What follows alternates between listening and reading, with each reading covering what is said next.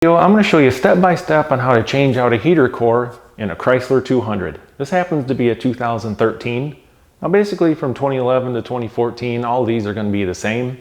Now this is the new heater core, and as you can see, it's got some pipes bent at different angles, and it looks like you basically got to remove the entire dash. It looks like a big pain in the butt. But in this video, I'm going to show you step by step how you don't have to remove the dash. You're not going to be cutting the tubes. It's going to look like it came out of the factory that way. It's going to save you $2,000. You should have it done in under 2 hours and just using regular old garage house tools. Lay in the bottom of the car across the floor. It makes it a lot easier on your body and gives you a lot more room to work. So we're going to go ahead and remove the driver's seat, and that's one of the best tips I can give you. It's going to be a lot easier to work on and save your body. Now to remove the seat, you have a couple of plastic covers on each side, and we have an 18mm bolt. All we have to do is unscrew that. I'm going to tip the seat up, unplug the electrical connector, and just rotate the seat and bring it right out the car. Now that all 4 bolts are out that are holding the seat down, you have to remove the seat belt. Now you just lift straight up on that plastic cover, and then you have a T45 bolt. Undo that and the seat belt comes right undone. And now we can fold the seat up a little bit and rotate it right out of the vehicle. Seat removed. Just 4 bolts. You got 2 electrical connectors. All you do is push down on the push pins to release those. Rotate the seat, comes right out. Now we have all kinds of room to lay down in the car and work on. So we're not laying half on the floor, half in the car. This is a huge plus when doing this job. It's a little better access and to see a little bit better. We're going to remove this lower trim panel right here. In order to do that, we have to remove this side piece. And if you have one of these body molding tools, they're just kind of a plastic tapered end plastic tool that you can get behind stuff like this and pop it right out of place. So we're going to remove this. There's going to be a screw in here, and then there's just a couple clips under here so we can remove this lower piece.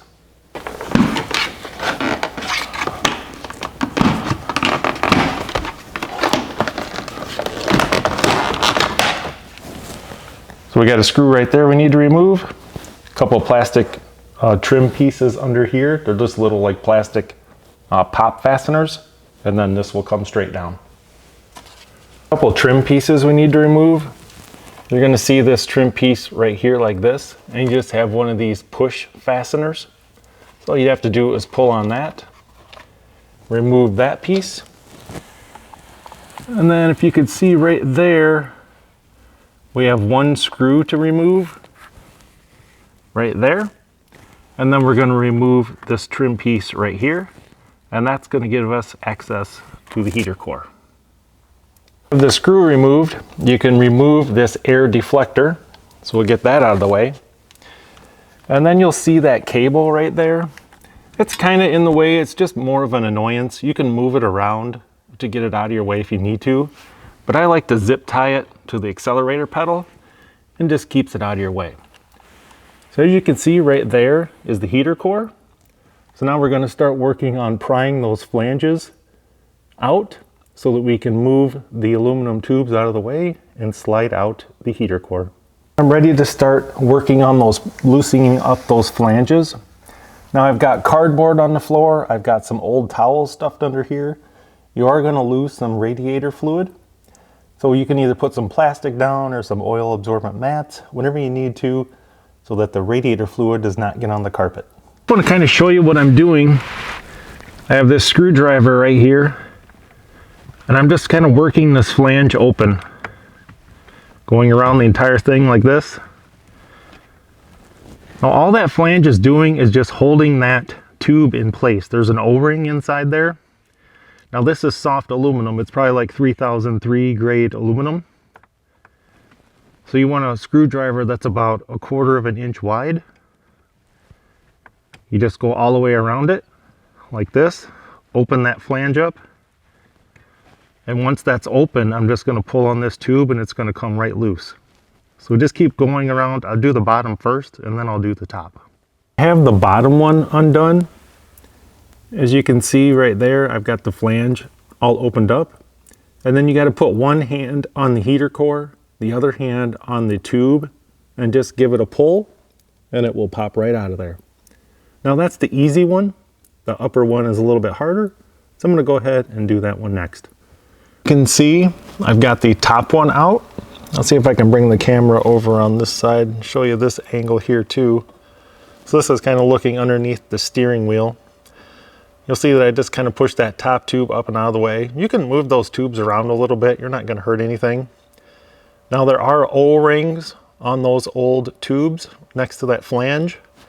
You should be able to see that one right there. You're going to want to remove those old O-rings, and when you disassemble the new heater core, put those O-rings on, and you're going to want to use some O-ring grease. So we'll go ahead and continue sliding the heater core straight out. The core is completely out. I just got it kind of resting on that brake pedal to show you guys in the video. And I just got to move it out a little more to the left and slide it around that cable. And then we'll go ahead and start with the disassembly of the new heater core. This is the old heater core right here. I'm just going to kind of show you a close-up of those flanges. So this is the bottom one right here. As you can see, this is kind of tore up a little bit, which doesn't really matter. You just don't want to damage the flanges on those tubes. This was the top one. As you can see, I didn't have it totally rounded out, but I just gave it a quick tug and it pops right out of there. Now what you want to do is make sure that these are exactly the same, exact same size. Now what we need to do is we need to remove these tubes from the heater core. Now once you remove these tubes, it might be kind of hard to figure out which is the top, which is the bottom. So I wrote on here in Sharpie, you can see right here top with an arrow up to here. So once I remove these tubes, I'm going to slide this in just like this. So it's going to go in the exact same way as it did from the factory. Now if you'll notice, this is crimped just in a little bit different style. Looks like it's crimped a little bit harder than the factory. It's kind of got like a real hard stamp. This will take a little bit longer to open up. We just want to make sure that we don't damage this part on this heater core. Doesn't matter about the old one. But the new one, now you want to be even more careful. But it's going to be a little easier because it's not in the car. And also when we remove these tubes, there's going to be O-rings on there. We're going to want to put those O-rings on the old tubes that are back in the car. Now you might think this might leak. Well, as you can see, these tubes are meant to slide around. These are greased on both sides. All these flanges is just holding that tube and O-ring in. It's not sealing anything. It's just holding it tight into place. That's why these can move around. They're supposed to do that. So once this job is done, it's not going to leak, so don't worry about it. So let's start opening up the flange on this heater core and get these tubes removed. So I'm using a couple different size flathead screwdrivers. You're just going around like this, opening this flange up very slowly. Just move like an 1/8 inch at a time. Now once it's mostly opened up, you can just kind of wiggle this. It will pop right out, and that's the O-ring we're going to want to reuse. Now I just need to do the top side. Now that I've got both tubes removed, I got my heater core labeled. As you can see, these flanges aren't very round. Now we want to get those as round as possible, and we want to make sure they're the right size, because you don't want to stick this in there and not be able to get those new tubes in. So if I look at the old tubes, I have my caliper right here. They're 935 thousandths. Or if you want to know the metric, 23.7 millimeters. So the inside of this has to be at least that diameter, and it has to be round. Otherwise, putting this in underneath there is going to be a real pain in the butt. So what you can do, you start out with a smaller socket and work your way bigger. So this 17 millimeter socket, and these might be different, and you might have thicker wall sockets. I'm just using this as an example. Is 936 thousandths in diameter. So it's only 2 thousandths bigger than what I need. So at least this socket has to fit all the way in there and be nice and round. So what I'm going to do is I'm going to start out a couple sockets smaller, just stick them in there, and all you got to do is spin them. You can put a little bit of lubrication on your socket to help as well, and just keep going up and up in size until this is round and it's big enough to accept that flange. So I'm going to go ahead and do that next. So I'm just taking smaller sockets, spinning around, making sure that they fit, and then you just keep working your way up to bigger sockets. Kind of got to push them in there a little bit. Go ahead and spin them around, and that's what's going to help get this flange round. Once you have the correct diameter, we're going to go ahead and reinsert the heater core. These two flanges opened up. I also use the old ones to make sure they slide in very easily. Now I have the new O-rings installed on the old pipes inside the car. Now make sure that you clean those off and put new O-ring grease on there. Now this thing could have been sitting on the shelf for maybe a year, maybe 2 years, who knows. But that O-ring grease may have been dried up a little bit. So I'm gonna put O-ring grease on the new O-rings. Use a liberal amount. Don't go, skimpy on the O-ring grease. I also greased the old tubes before I put the O-ring on it. I also put O-ring grease inside these flanges. Now we're ready to go ahead and slide this back into place. Heater core right there, it's partially slid into place. Now those two tubes are behind the heater core. Now you want to reach behind there with one hand and make sure that those tubes are not scratching or rubbing against the heater core as you slide it into place. Just wiggle it a little bit, push a little bit. There should not be any tension, and just make sure that nothing is getting scratched or tore up as you slide that in. Because those two tubes behind there, if you don't have them in the right place, they could be resting on there. So I'll go ahead and do that next. Your core slid into place, and you'll see the two tubes. You'll see that top one basically just popped right into place. Now we need to push it in and then start folding that flange around to secure it. Now that bottom one's about 1 inch or 2 away. Now you might need to rotate that. If you bent it while you were trying to pull it out, that might be a problem. But I just need to go up in there and kind of move that. It's like a heavy cable right there. I need to move that out of the way a little bit so that I can get that pushed into place. And then we'll go ahead and we're going to crimp that back onto that flange in 4 places. In progress, there is the bottom, and of course that's the easier one. And what I've been using is these needle nose pliers. Now you don't need to cramp this all the way around. Remember how we took it apart? It was only cramped in 4 places. So all you got to do is kind of fold it over a little bit, and then you're going to squeeze really hard in them small areas. All you're doing is holding that pipe into that flange. You're not sealing it with this. The O-ring is there to seal it. So now I'm going to go ahead and do the same thing on the top. We've got both done. As you can see, there's the bottom one right there and the top one right there. Now the top one, I put needle nose pliers on there so that the heater core would not move, and I kind of pushed it in a little bit. And then I had to come through the top and actually just give it a little bit of a pound with a hammer. And I'll show you how I did that. So you have this opening right here, and what I used was kind of use something long, and you kind of line it up right there, and then you can come out here and tap it with a hammer. And I just used a square drive bit just to tap those in place. But that pretty much looks like a factory. The install is pretty well complete. If you want to go ahead and start up your car, turn your heater on full blast, run it for a little bit and make sure you have no leaks. It'd be a lot easier to fix now than after we put everything back in. So go ahead, run the car and check for leaks. Now at this point we need to bleed the air out of the cooling system.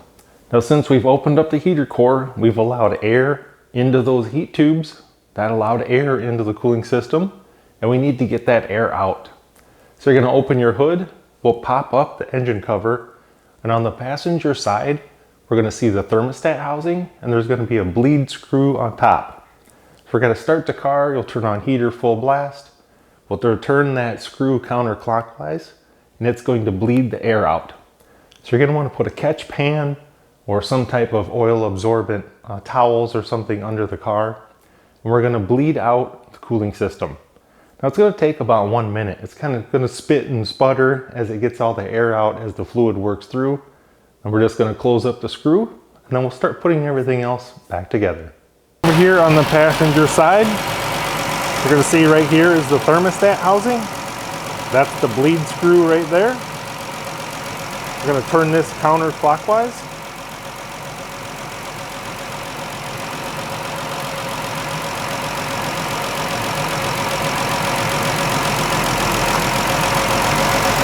And you're going to start to see the fluid come out of there, and you're just going to wait for it to stop spitting and sputtering. You can see it's kind of spitting out some air right there. This is going to take about 1 minute. Now we'll just close that bleed screw up, and we'll continue putting all the trim pieces back together. Open for about 1 minute. I don't see any more air bubbles coming out. I've got the engine cover back on. Now we can close up the hood. All right, so at this point, I've got the air deflector put back in. That's held in by that one screw. I've got the cable pushed back into place. I have that lower cover back into place with a little push fastener. Now we're going to go ahead and install the lower steering column pad. And then last, we're going to put this cover on here. And then all we have left is to put the seat back in. Steering wheel bezel back on. You have that push fitting right there. And then don't forget you have the little screw right here. Now putting this back in, getting it back around here is kind of tricky. If you start at the bottom with the steering trim panel and slide it up, that's what makes it go in a heck of a lot easier. Then all you gotta do is push it in. Now all we got left to do is put this panel on. This one's not very easy to put on either. You kind of got to pull this rubber back and push it in at the same time. Just take your time, but it will pop right back in. Panel back in, this is where one of these molding tools comes in place. So I've got it kind of started there at the top. I've got it started at the bottom. I'm just going to slide this molding tool up, and it's going to pop the rubber right back on that trim piece. Got that trim piece on. The only thing left to do is put the seat back in. The seat back in place. I just have the 4 seat mounting bolts kind of hand tight. You don't want to tighten those down until you have all 4 in. Now I have the seat belt bolted up. Now to make sure your seat belt's not twisted, I suggest you click it in over there, and then you can make sure that this is nice and straight across there. If you turn this around the other way, you're going to have a twist in it. And then there's a slit in this cover piece right here. That's just going to slide right down into place. So I'll put this piece on. I'm going to tighten up the seat. And then don't forget in the front we have these 2 trim pieces that cover up the front track. Seat completely put back in. I got the trim pieces on up front. This job is pretty much complete. Now the only thing left to do is maybe drive the car around for about 10-15 minutes, come back, let it cool off, and check your antifreeze. Now if your antifreeze was maybe just a hair high when you started, you're only going to lose about a cup of antifreeze when you take this out. So there's really no need to put any in. If you're already low on antifreeze when you started this job, you're definitely going to want to add some antifreeze. So just check that after some driving and some cool down. Other than that, congratulate yourself on saving about $2,000 and a lot of time from not having to take it to the dealership. Now I did this job in about 1 hour and 50 minutes.